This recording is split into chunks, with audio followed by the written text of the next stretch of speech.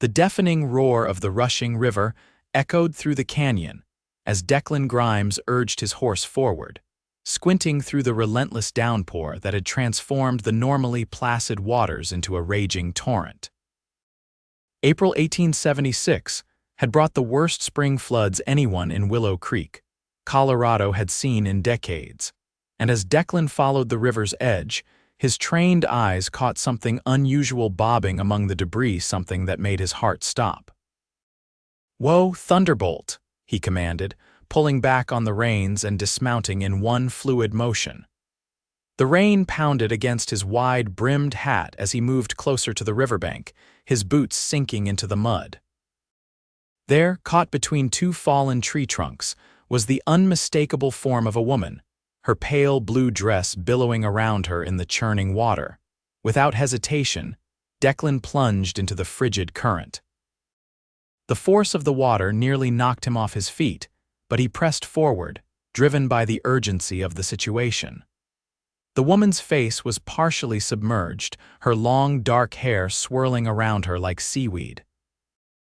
As he reached her, Declan hooked one strong arm around her waist and began the arduous journey back to shore, fighting against the river that seemed determined to claim them both.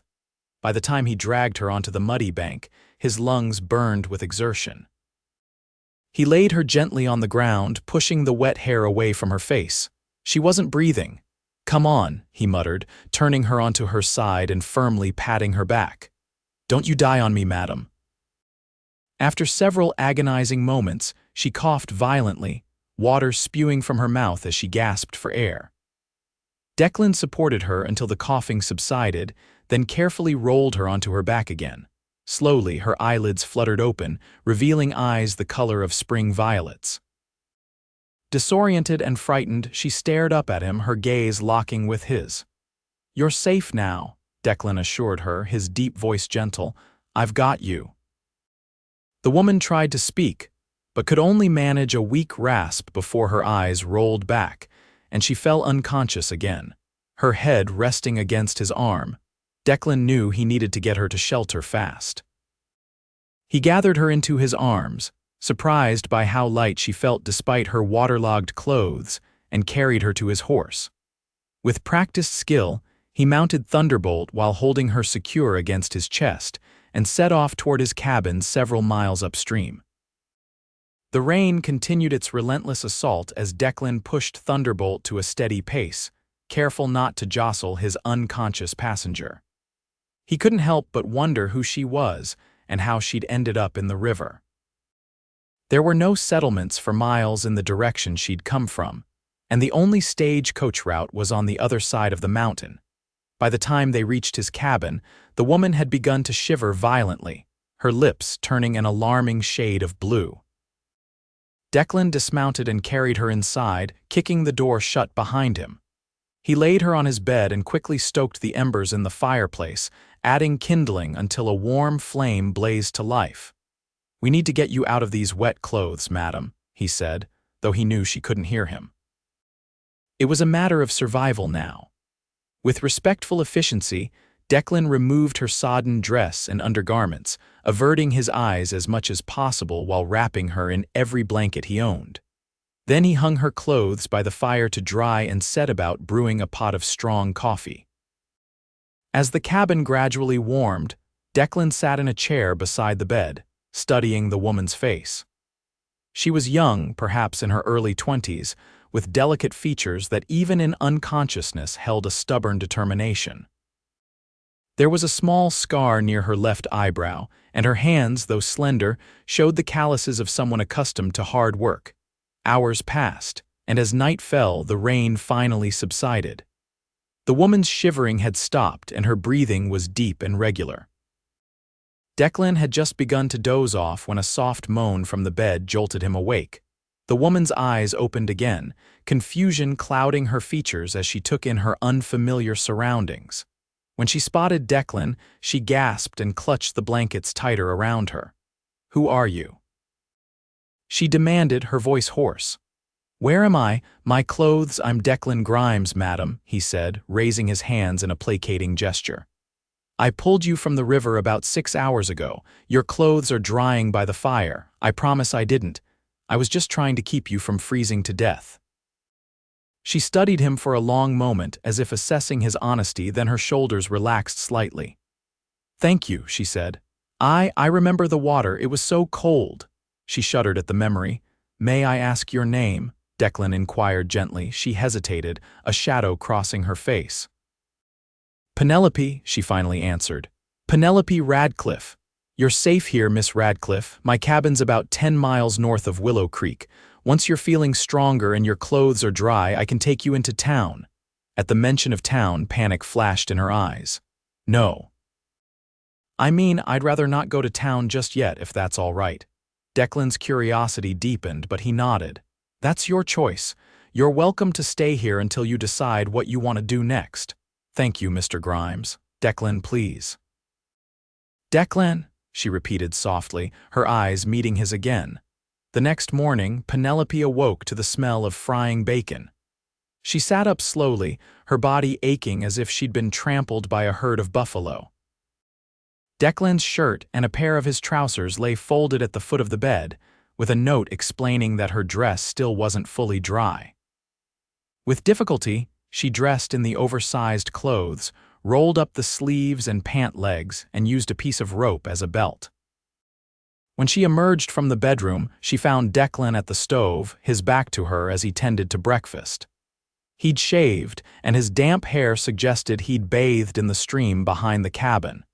He turned at the sound of her footsteps, and for a moment, they simply looked at each other. "Good morning," he said, a slight smile warming his weather-beaten face. "How are you feeling?" "Like I've been dragged behind a wagon," she admitted, returning his smile hesitantly, "but alive thanks to you. Hungry, starving." They ate in companionable silence, Penelope devouring the simple meal of bacon, biscuits, and coffee as if it were a banquet. When she finally set down her fork, she caught Declan watching her with an amused expression. "I'm sorry," she said, feeling heat rise to her cheeks. "I haven't eaten in a while." "No need to apologize. I'm just glad to see you have an appetite. It's a good sign." Penelope glanced around the cabin, taking in the sparse but tidy interior. A few books lined a small shelf and a guitar leaned against the wall in one corner. "You live here alone?"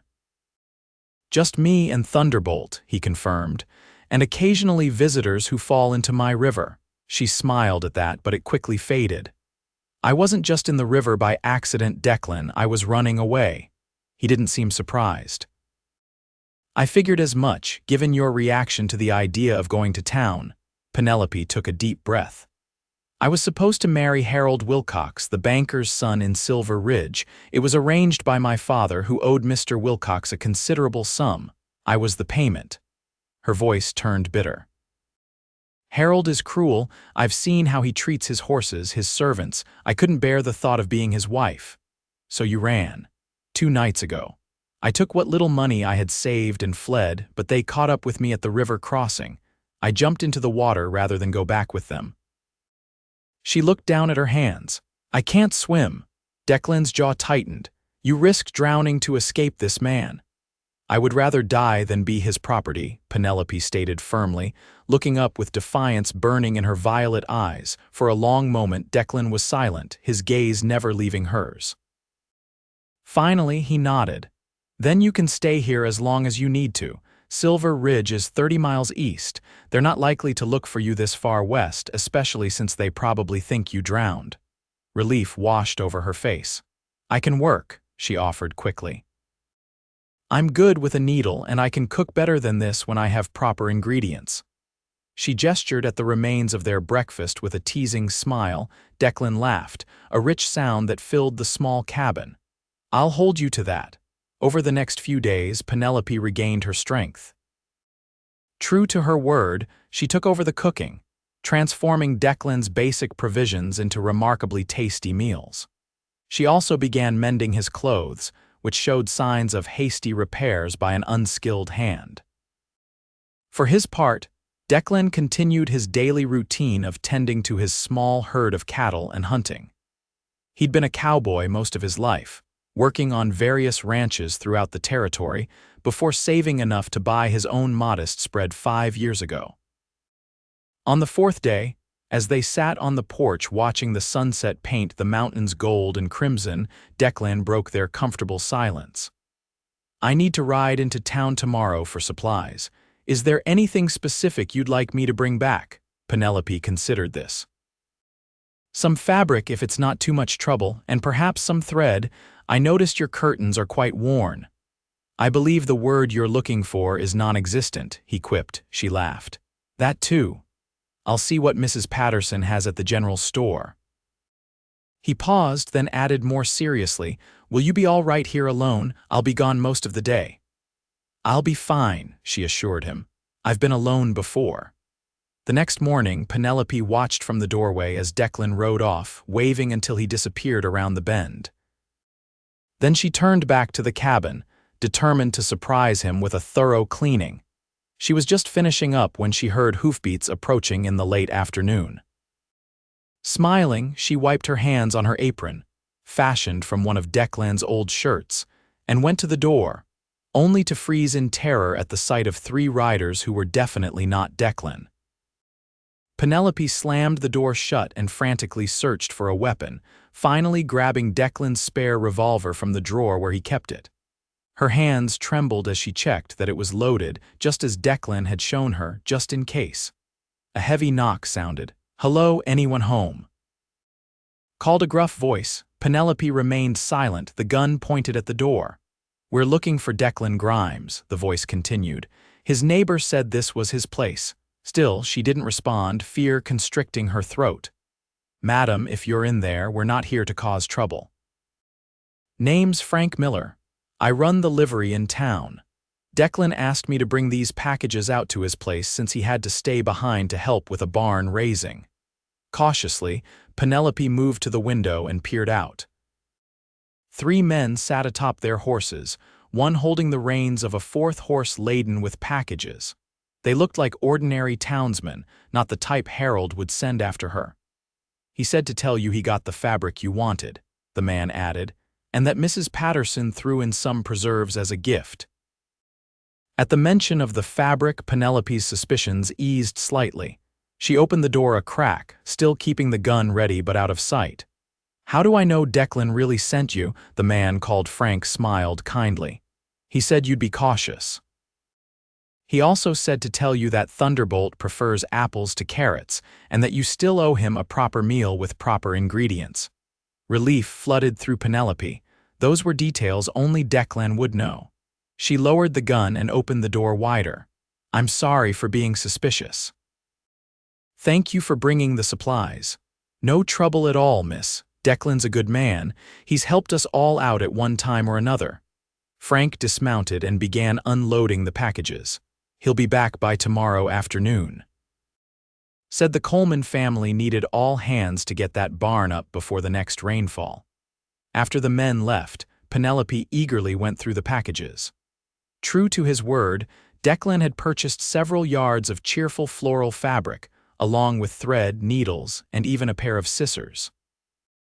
There were also food supplies, a bottle of rose-scented soap, and a book of poetry that made her heart skip a beat at the thoughtfulness of the gift. She spent the evening cutting and stitching, and by the time she fell asleep, she had completed 1 set of curtains for the main room window.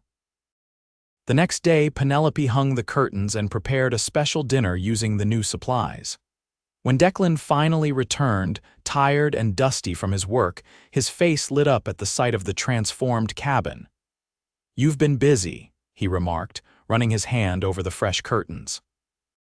"They're beautiful, Penelope." "So are these," she said, holding up the book of poetry. "Thank you." Their eyes met and something unspoken passed between them. Declan cleared his throat and looked away first. "I should wash up before dinner." As the days turned into weeks, they fell into an easy routine. Declan taught Penelope to ride, starting with his gentlest mare, a dappled gray named Starlight. He showed her how to shoot more accurately with his revolver and how to identify edible plants in the woods surrounding the cabin. In return, Penelope brought warmth and comfort to Declan's solitary existence. The cabin gradually transformed under her care, becoming more of a home than it had ever been. She sewed curtains for every window, fashioned new cushions for the chairs, and even managed to bake bread in the temperamental oven. They spent evenings by the fire, Declan sometimes playing his guitar while Penelope sang songs from her childhood. They talked of their pasts, Declan's years working cattle drives across the territories, Penelope's life as the daughter of a once prosperous merchant whose gambling had cost them everything. One evening in late May, as they sat on the porch watching fireflies dance in the twilight, Declan turned to her with unusual seriousness. "You think you'll ever want to move on from here, Penelope? Go somewhere else, start a new life?" The question caught her off guard. "Are you asking me to leave?" "No," he exclaimed, looking horrified at the suggestion. "God, no, I don't want you to feel trapped here. I know this isn't much compared to what you might have had." Penelope reached over and placed her hand over his. "This is more than I ever had, Declan. More than I ever dreamed of having." His eyes, the color of the summer sky, searched hers. Slowly, giving her plenty of time to pull away, he leaned forward and pressed his lips to hers in a gentle, questioning kiss. When they parted, Penelope was smiling, her heart racing.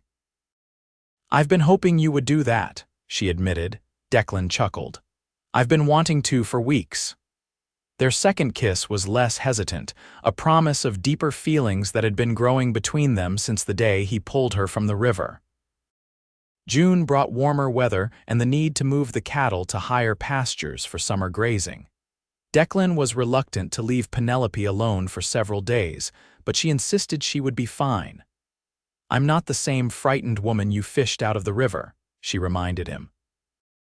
"Besides, I have plenty to keep me busy here." On the morning of his departure, he kissed her thoroughly, then pressed something into her hand, a small revolver that would fit more comfortably in her smaller grip.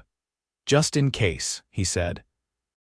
3 days later, as Penelope was hanging laundry on the line behind the cabin, the sound of approaching horses made her freeze. It wasn't Declan. He wasn't due back until tomorrow. She ducked behind a sheet, peering cautiously around its edge.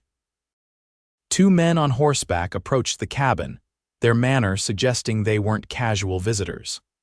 With a sickening lurch of her stomach, Penelope recognized one of them, Wesley Tucker, Harold Wilcox's right-hand man.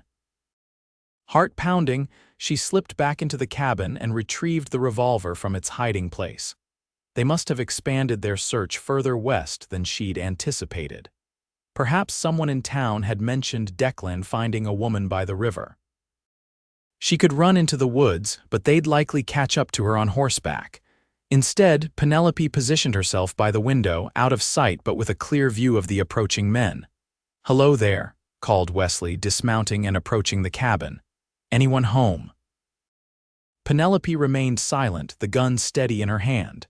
Wesley exchanged a look with his companion, then tried again. "We're looking for a missing woman. Penelope Radcliffe, dark hair, violet eyes, ran away from Silver Ridge about a month back. Her family's worried sick." A bitter laugh almost escaped her lips at that blatant lie. Her father had all but sold her to pay his debts. He wouldn't be worried unless it affected his arrangement with the Wilcoxes. "We heard tell of a cowboy pulling a woman from the river round these parts," Wesley continued. "Just wanted to ask if it might have been her." When no response came, Wesley's friendly demeanor slipped. "Check the back," he ordered his companion, who nodded and disappeared around the side of the cabin. Moments later, Penelope heard the back door crash open. She spun around, the revolver raised as the second man entered the cabin. "Well, well," he drawled, eyeing the gun with amusement. "Look what we have here, the runaway bride herself." "Get out," Penelope commanded, her voice steadier than she felt. Wesley appeared behind his companion. "Now, Miss Radcliffe, don't be difficult. Mr. Wilcox is still willing to marry you despite your indiscretion." His eyes raked over her, implying things that made her skin crawl. "I'm not going anywhere with you," she stated firmly. "Tell Harold he can find another way to settle my father's debts." Wesley's expression hardened. "You don't have a choice, girl. Now put down that gun before you hurt yourself." He took a step toward her, and Penelope fired a warning shot that splintered the doorframe inches from his head. Both men jumped back, startled by her accuracy. "The next one won't miss," she promised, though her hands had begun to shake. "Leave, now." For a tense moment, Wesley seemed to be considering his options. Then a new voice spoke from behind him. "I suggest you do as the lady says." Declan stood in the doorway, his rifle aimed squarely at Wesley's back. Relief flooded through Penelope, but she kept her gun trained on the intruders. "This doesn't concern you, Cowboy," Wesley said, turning slowly to face Declan. "This woman is promised to Harold Wilcox. We're just retrieving what's rightfully his." "Penelope doesn't belong to anyone," Declan replied, his voice dangerously calm, "and she's made her choice clear." Wesley's hand drifted toward his holster. "There's two of us and only one of you." "2 against 2, Penelope corrected, her revolver steady once more. "And we're both armed." The standoff stretched for several heartbeats before Wesley finally raised his hands. "Fine, we'll go, but this isn't over. Mr. Wilcox doesn't take kindly to being denied what's his." "Tell Mr. Wilcox," Declan said evenly, "that if he or any of his men come near Penelope again, they won't leave in one piece." After the men had ridden away, Penelope finally lowered her gun, her hands trembling with the aftermath of fear and adrenaline. Declan crossed the room in 2 strides and pulled her into his arms. "Are you all right?" he asked, his voice rough with concern. She nodded against his chest, breathing in his familiar scent of leather and pine. "I'm glad you came home early. I had a feeling," he murmured into her hair. "Something didn't sit right being away so long." He pulled back to look at her face. "You handled yourself well. I'm proud of you." "I was terrified," she admitted. "Being brave isn't about not feeling fear," Declan told her. "It's about doing what needs doing despite the fear." That night, as they lay together in bed, the boundaries of their relationship forever changed by the day's events and their deepening feelings, Declan traced the curve of Penelope's face in the moonlight. "I love you," he said simply. "I think I've loved you since you opened those violet eyes and looked at me that first day by the river." Tears welled in Penelope's eyes. "I love you too, Declan. You saved me in more ways than just pulling me from that water. Marry me," he whispered. "Not because anyone's forcing you to, but because you want to. Because we choose each other." Her answer was in her kiss, in the tears that mingled with their shared joy, in the way her body melded perfectly with his. They were married 2 weeks later in Willow Creek, with Frank Miller and his wife as witnesses. Penelope wore a dress she'd made herself from the floral fabric Declan had bought her, with wildflowers in her hair instead of a veil. The threat of Harold Wilcox still loomed, but they refused to let fear dictate their lives. Declan hired 2 experienced ranch hands who lived in small cabins on the property, providing both help with the increasing herd and additional security. In July, they traveled to Silver Ridge, accompanied by their ranch hands and the sheriff from Willow Creek, who had taken a personal interest in their situation after hearing their story. They met with the bank president, Harold Wilcox, SR, and presented him with a proposal. Declan would pay off Penelope's father's debt in full, on the condition that both Wilcoxes signed a legally binding document relinquishing any claim on Penelope and agreeing to leave them in peace. The elder Wilcox, a businessman at heart, recognized the practicality of the offer. His son was harder to convince, his pride wounded by Penelope's rejection.